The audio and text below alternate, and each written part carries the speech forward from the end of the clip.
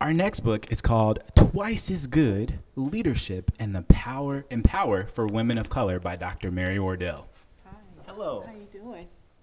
I'm great. Thanks for being here. Thank you for having me. So tell us about Twice as Good. What made you write this book? Well, I wrote this book for women of color who demand to be respected in the workplace and taken seriously. And now is the time, not later, for them to step into their power. Step now. Wow. So what are some of the situations that your clients usually come to you to get help with? Well, one of the things is that the title of the book speaks for itself. My reader knows who she is.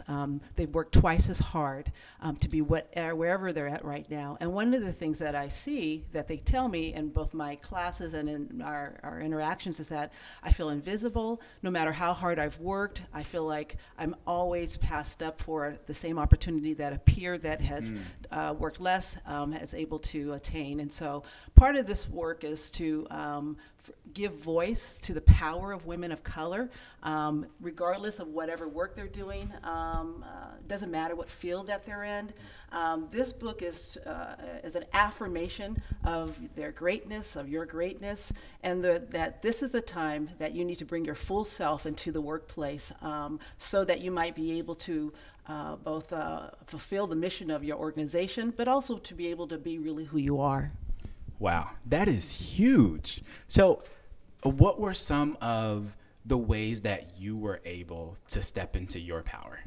Well, that's a big question. You know, it's been a process, and so many things I've learned is that it's an evolution about who am I and who do I want to become, and that's one of the reasons why I think that Michelle Obama's book is still #1 right now, is because it's about becoming, and she names through her personal story, you know, this process of becoming, and women of color everywhere are understanding this process and that they are becoming more of who they are each year that they're in these jobs.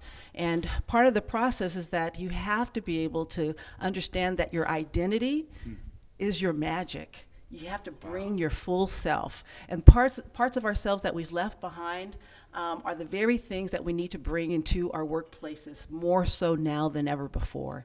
I mean, you see it. You see this referendum that's happening in the United States on who gets to be a leader and who gets to decide what leadership looks like. I mean, we have the most democratically diverse Congress in the history of that institution. Yeah. There's a reason why that's happening. And those women of color that are taking on those leadership roles are pushing back the status quo. They're changing the paradigm on what leadership looks like, and they're asking for a whole different set of solutions because they bring their full selves into the spaces.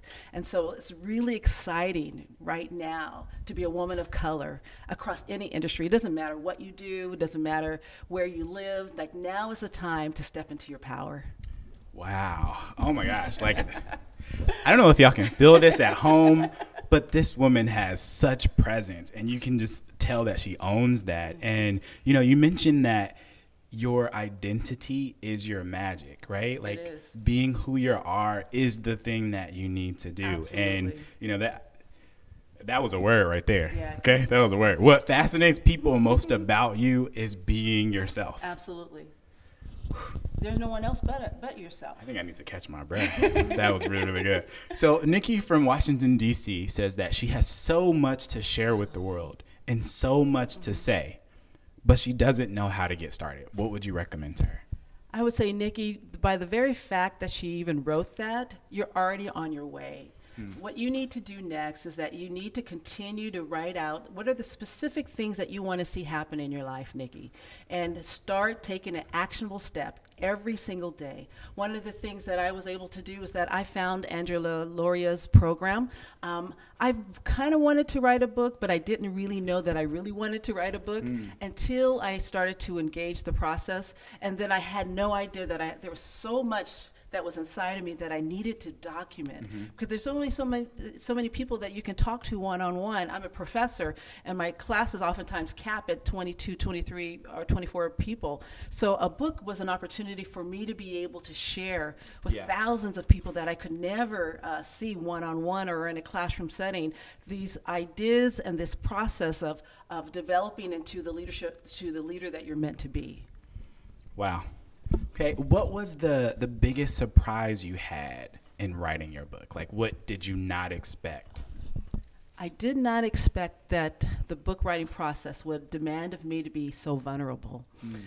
That in order for me to share what I felt was most important, first I had the outline that I thought I wanted to write, then the real outline emerged through the process.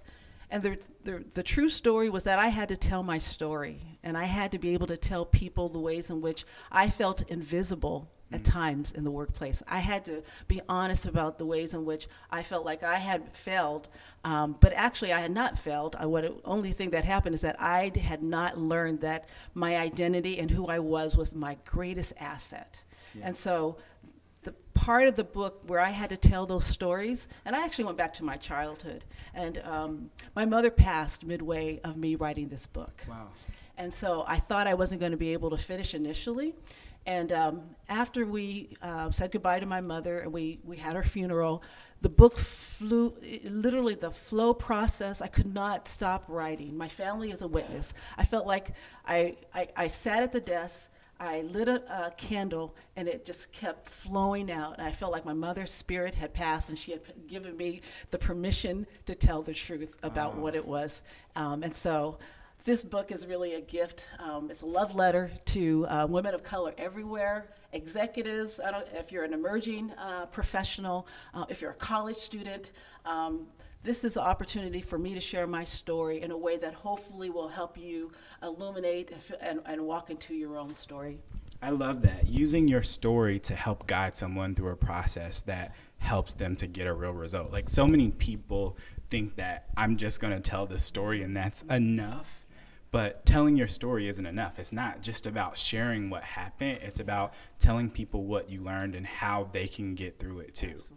And unless you do that, like, it's then just becomes entertainment, Absolutely. Right? So I just honor the fact that you were able to use what you went through to be able to guide more people to where they need to go in order to get what they need to get. So thank you so much, Amari. Again, that book was Twice as Good, Leadership and Power for Women of Color by Dr. Mary J. Wardell. Congratulations. Thank you so much, Amari.